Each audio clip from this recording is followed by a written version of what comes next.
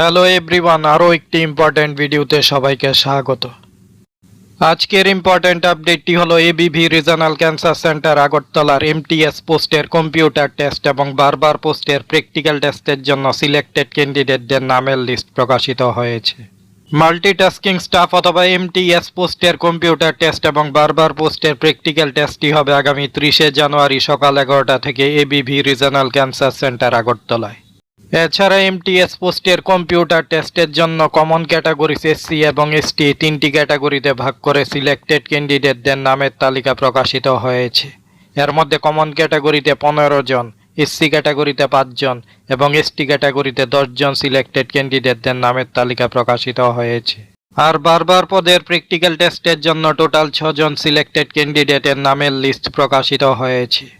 তো এই ছিল এবিভি রিজনাল ক্যান্সার সেন্টার আগরতলা থেকে প্রকাশিত এমটিএস পোস্টের কম্পিউটার টেস্ট এবং বারবার পদের প্র্যাকটিক্যাল টেস্টে সম্পর্কিত ইম্পর্ট্যান্ট আপডেট। জব আপডেট সহ বিভিন্ন কম্পিটিটিভ এক্সামের ক্লাস পাওয়ার জন্য আমাদের চ্যানেলটি সাবস্ক্রাইব এবং জয়েন করুন। Thanks to all.